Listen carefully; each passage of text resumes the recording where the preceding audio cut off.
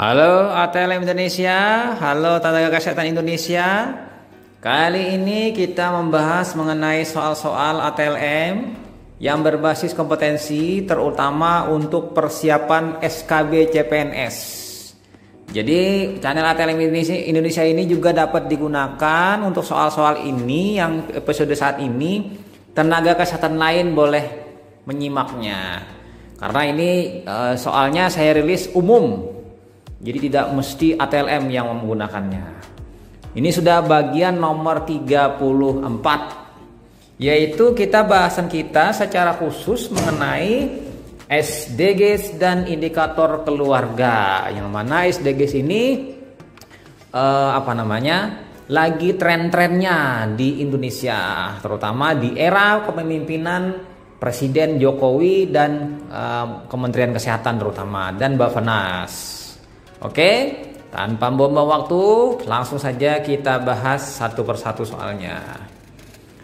Nomor 1, Sustainable Development Goal atau SDGs dalam pelaksanaan di Indonesia pada Rencana Pembangunan Jangka Menengah Nasional dalam rangka tanpa kelaparan adalah kecuali yang A stunting, yang B wasting, yang C anemia ibu hamil, yang D ASI eksklusif, yang E air minum layak.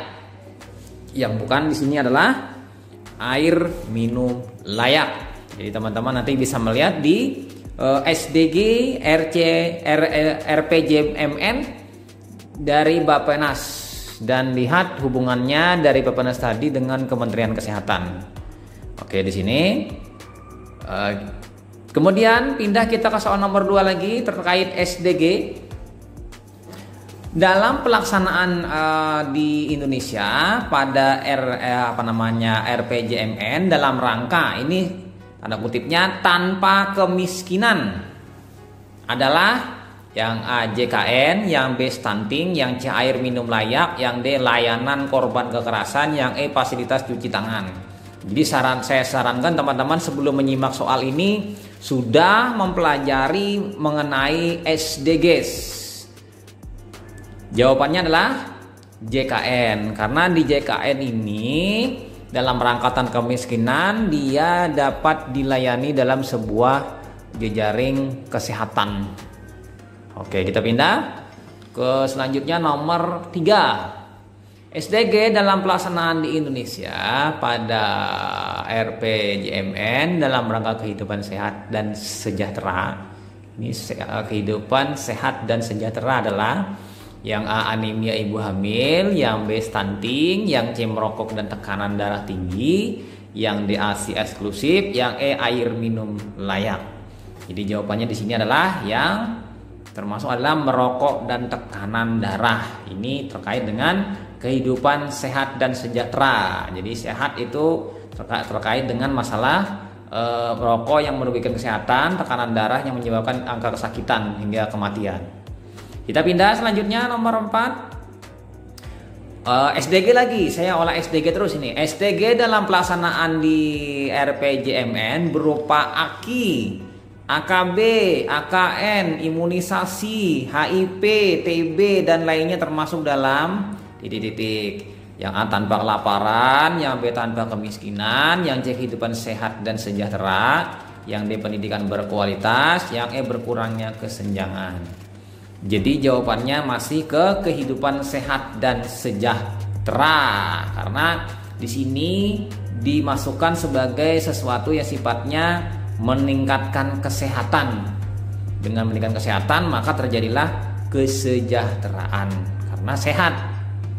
Kita pindah lagi, sekarang masuk ke nomor 5. Ini nomor 5 masih tetap SDG.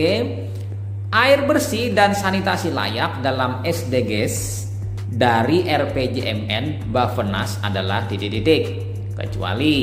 Nah, ini teman-teman bisa milih tadi yang mana yang bukan.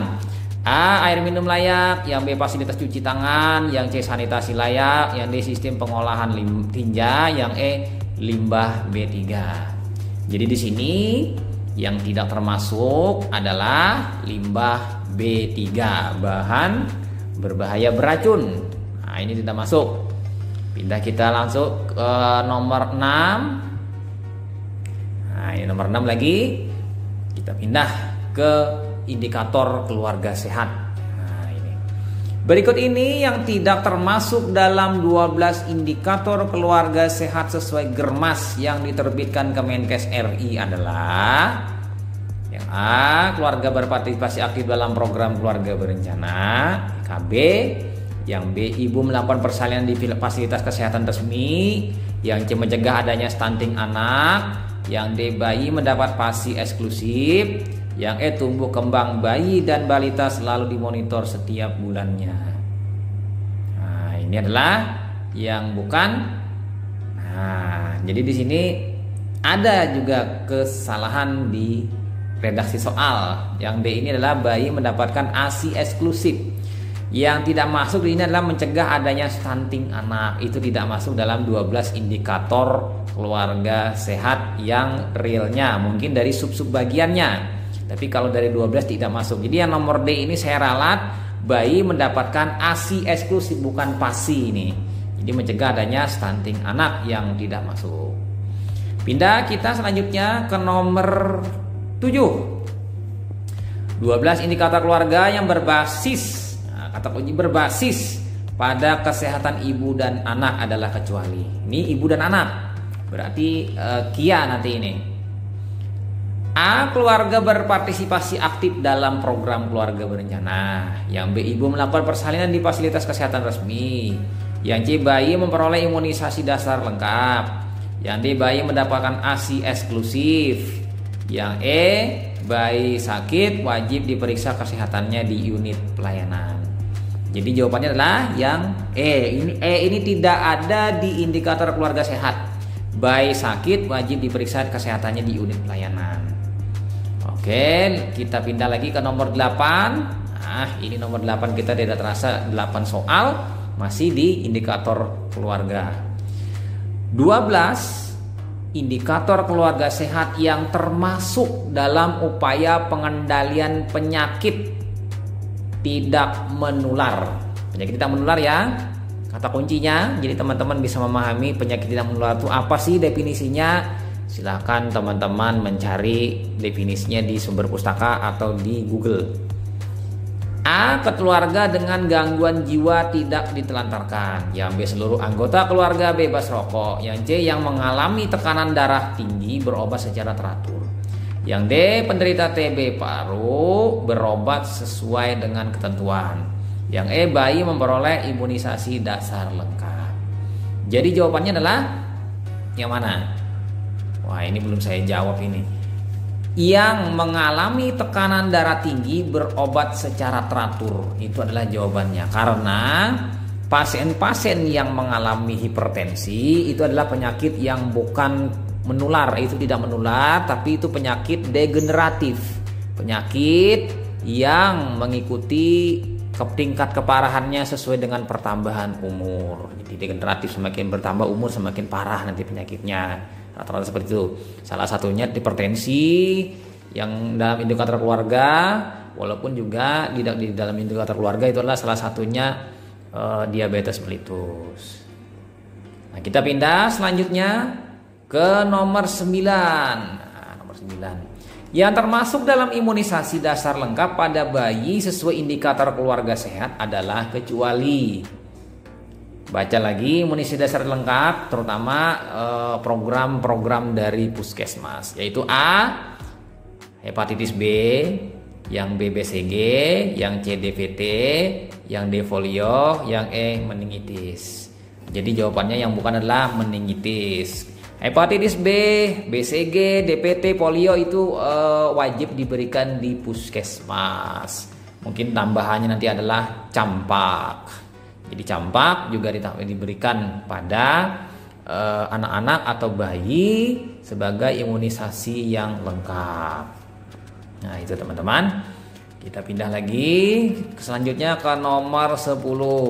Nah, masih di indikator keluarga sehat. Pemberian ASI eksklusif dalam keluarga yang memiliki bayi sebagai indikator keluarga sehat adalah, jadi di sini seperti ini. Dalam sebuah keluarga istri melahirkan bayi tadi dilahirkan mulai dari sejak dia lahir 0 hari sampai berapa dia idealnya minimal diberi ASI eksklusif sebelum dia mungkin diganti atau dilepas atau tidak dilanjutkan. Boleh saja diganti dengan makanan tambahan ASI atau makanan pelengkap atau susu formula. Yang A minimal 3 bulan, yang B minimal 6 bulan, yang C minimal 9 bulan, yang D minimal 12 bulan, yang E minimal 24 bulan. Jadi minimalnya ini sebagai pencanangan dari indikator keluarga sehat itu minimal berapa bulan pemberian ASI eksklusif. Jadi jawabannya minimal adalah 6 bulan itu idealnya. Tapi kalau lebih setahun, 2 tahun itu jauh lebih bagus lagi si bayi diberi ASI eksklusif. Kita pindah nomor 11. Anggota keluarga yang mengalami tekanan darah tinggi berobat secara teratur. Hal berikut ini terkait adalah tentang dari 12 indikator keluarga sehat dengan hipertensi adalah kecuali. Ini kecuali ya. Yang A mendapatkan akses kesehatan di fasilitas kesehatan terdekat, yang B mendapatkan pengawasan menelan obat, yang C melakukan konsultasi untuk berhenti merokok, yang D aktivitas fisik berat dan senam, yang E pengetahuan mengenai makanan dan minuman yang memicu hipertensi. Di sini yang bukan adalah jawabannya aktivitas fisik berat dan senam. Di sini adalah disuruh aktivitas tubuh saja, tidak perlu berat, dan juga ada aktivitas berupa senam. Karena dengan senam dan beraktivitas fisik maka hipertensi mungkin dapat dikendalikan atau dicegah atau tidak menyebabkan hal-hal yang lebih serius. Ini yang tidak masuk di dalam adalah yang D. Kita lagi pindah selanjutnya teman-teman ke nomor 12. Tidak terasa kita 12 soal. Nah, ini terkait masih indikator keluarga sehat. Apabila setiap keluarga terjamin dalam pembuangan tinja, kebersihan serta menjaga penularan penyakit, dalam hal di sini jamban. Berikut ini yang harus dimiliki sebagai keluarga pengguna jamban sehat. Jamban sehat. Yang A, jadi jaga jamban keluarga. A, jamban berbentuk cubluk. Yang B, jamban berbentuk leher angsa. Yang C, jamban dilengkapi dengan lubang. Yang D, jamban mudah diakses setiap orang di belakang dekat sungai. Yang E, penggunaan di pedesaan menyesuaikan kebiasaan penduduk setempat.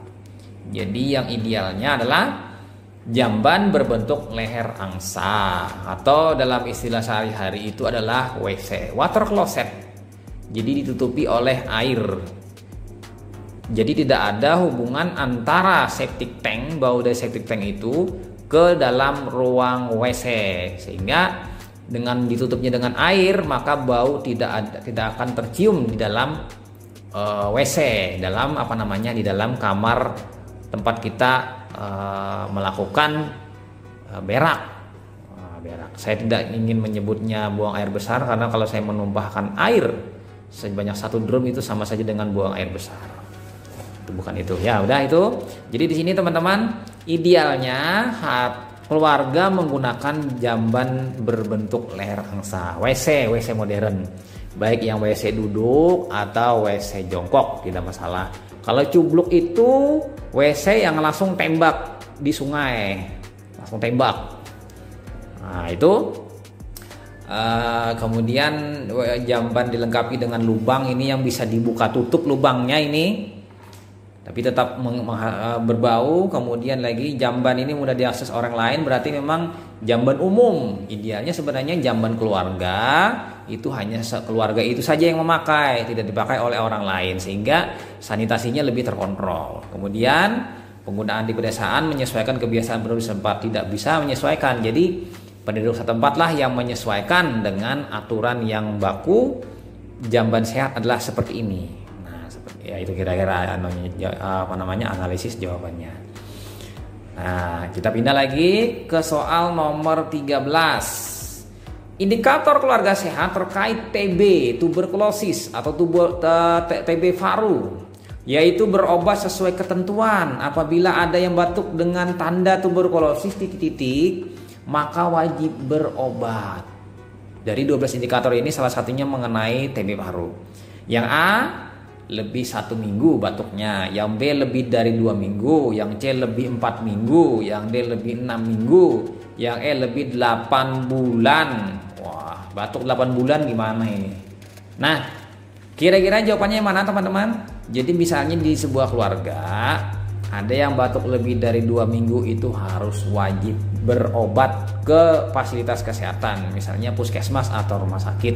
Apalagi dia tersangka dari tanda-tandanya adalah kena tuberkulosis atau TB paru. Nah, ini teman-teman sebagai bekal teman-teman untuk mengetahui masalah dalam hal TB paruan. Nomor 14, hal berikut ini yang terkait dengan indikator keluarga sehat. Keluarga bebas rokok adalah kecuali. Yang A, setiap anggota tidak merokok sama sekali. Yang B, mendapatkan pelayanan untuk berhenti merokok di puskesmas. Jadi puskesmas menyediakan sarana dan prasarana atau konsultasi bagaimana tips berhenti merokok. Yang C, harus ada larangan merokok di tempat umum. Yang D, pembatasan usia pembeli rokok di warung dan minimarket. Yang E, hanya orang dewasa yang boleh merokok. Jadi dalam rangka di sini indikator keluarga sehat terkait dengan bebas merokok. Jadi jawabannya yang bukan adalah hanya orang dewasa yang boleh merokok. Tidak ada. Jadi ini yang A dengan yang E ini tidak berkontra dia. Jadi intinya idealnya kita tidak ada yang merokok, walaupun mau dewasa mau anak-anak, itu sebenarnya idealnya tidak merokok, tidak membiasakan merokok di dalam sebuah lingkungan keluarga, sehingga dalam sebuah keluarga, kemudian dalam sebuah RT, RW, kelurahan, kecamatan, kabupaten hingga provinsi, maka nanti akan terjadinya proses bebas rokok. Nah, itu teman-teman. Jadi laki-laki lahir bukan untuk merokok. Karena laki-laki lahir untuk menjadi kepala rumah tangga. Nah, itu saja semboyan saya. Nah, itu saja kira-kira teman-teman mengenai soal-soal SKB CPNS tenaga kesehatan. Jangan lupa subscribe. Salam kompetensi. Nantikan soal lainnya. Semoga bermanfaat dan barokah. Saya Ahmad Lab dari Banjarmasin.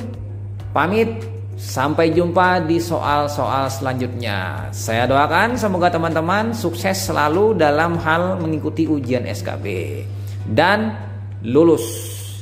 Nah, semoga video ini bermanfaat. Wassalam. Bye.